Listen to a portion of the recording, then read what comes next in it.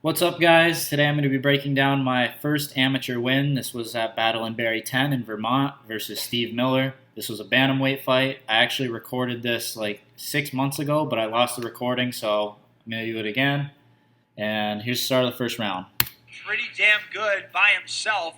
Let's see what he can do here with a bit of the correct training. They touch gloves. Round one is underway, scheduled for three 3-minute rounds. Steve Miller in the blue corner in orange trunks. Ed Brown in the red corner. He's from a team that has really good grappling, and I fought one of his teammates beforehand, Caleb Svengala, at the fight event before, and they were prepared for this lead leg high kick. And I believe he actually has a YouTube video out there where it shows him practicing to take me down off of it. So I wanted to show him that lead leg and then throw the rear leg just to get him thinking about some other things. Corner and black trunks.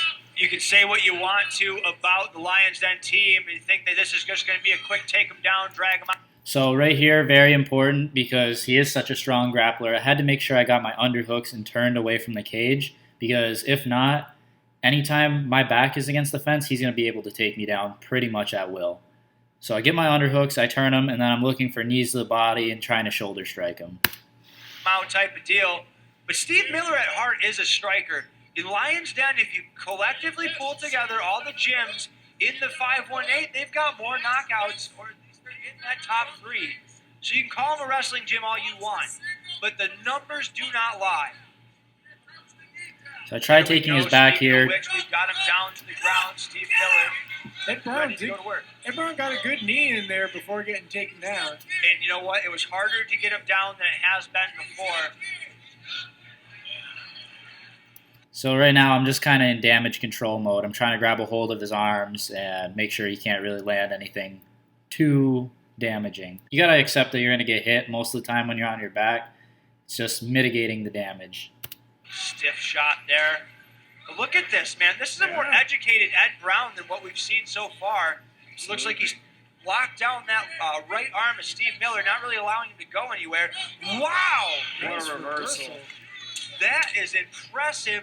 The work paying dividends so far for Ed Brown. This bicep control here is really important for me to posture up. This is really impressive on Steve's end here. He just keeps driving on this takedown and ends up getting me back to the cage where he can actually complete it. And considering the sprawl that I had, that's just really impressive. Hammering down a few shots there as we've got another reversal. What an interesting grappling fight that we've got so far. Wow, Ed Brown's going for it. Yep, he's working on his escape, getting that right knee in. Wrapping up that head. Not much there, though, as far as a choke.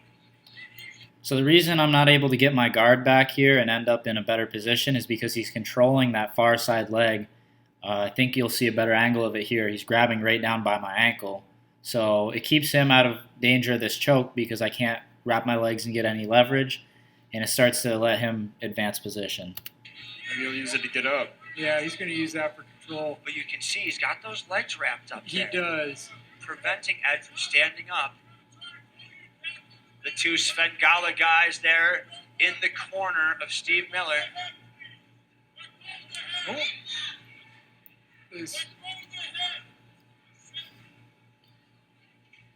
See what we can get here is... Ooh, Steve Miller makes a nice transition. And you know what was nice is Ed Brown stopped himself from rolling and giving up the back. Now he's just trying to get out of this position. Let's see if he can. He's trying to hook those arms. He's locked him down.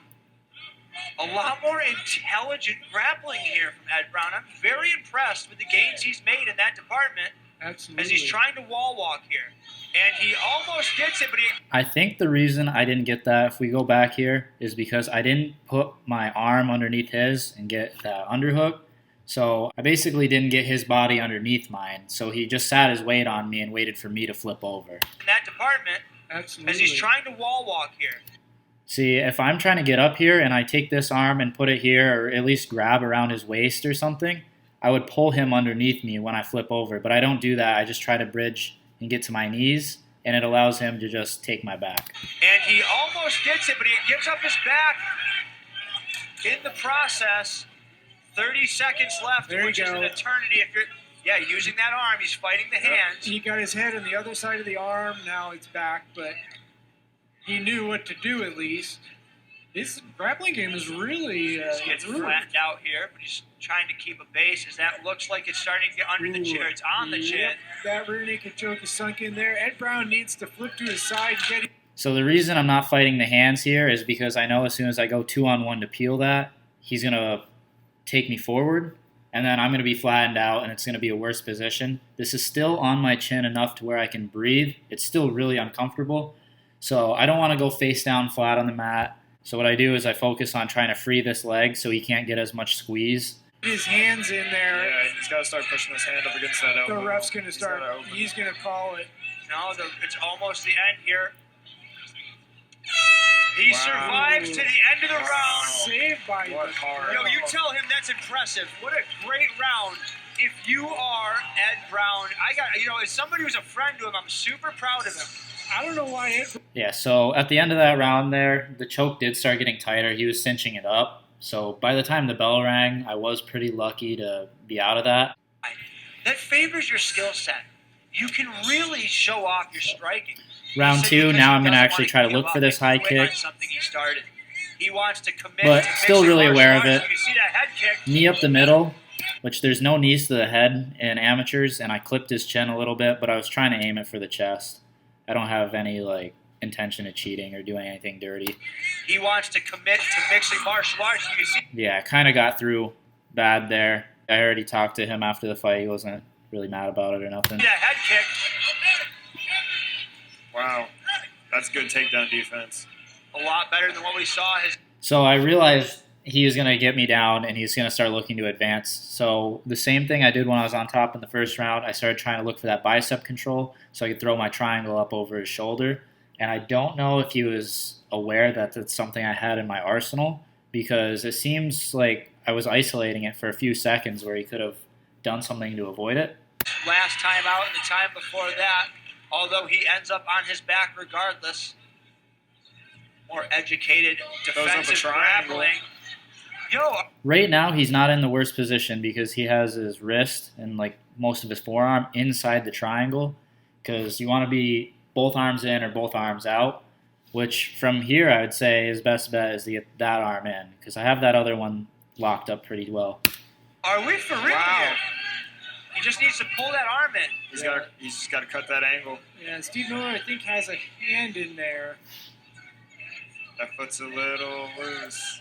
I don't know. He's got that. So right now he's fine because he has a little bit of space and he's postured up a little bit. If he gets his head up higher, he would probably break through this right here.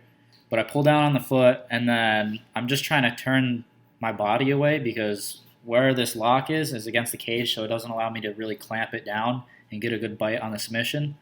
But I hear my corner yelling, pull the head down. So I just listen and start pulling the head down, and it increased the pressure quite a bit. Hand in. I think As Will pointed out. he's going to have to cinch that down. Yeah, that is close. Yo, Steve might was get thinking it. about Oh, tapping. oh my God. Ed Brown by submission. That was a ticket you weren't thinking you were going to cash. Now was it? I honestly didn't think he was going to tap to that. I don't know if maybe it was tighter than I thought it was, because I still thought that he had a lot of room on the cage side here. I don't know. That looks like there's a decent amount of pressure on the neck, and if I'm pulling it in this way, I guess it would cut off the blood. But I feel like if he just pushed on my chest or my waist, he might have been able to break that, because I don't even have this clamped down. The cage is in the way here, but obviously I'm still really happy to get the win. And, Steve's a good opponent. He's got really strong grappling. I know he has better striking than he showed in this fight. It's just taking me down and submitting me or trying to beat me up on the ground is the more common route to take, I guess, fighting me. So I think that if we fought multiple times, you get multiple different outcomes. He's got a good team, and he's worked to improve every fight. It's been good to watch. Steve's a good fighter. I can see us rematching sometime in the future.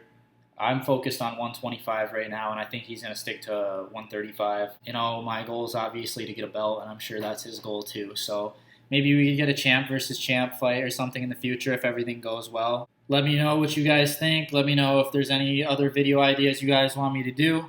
Peace.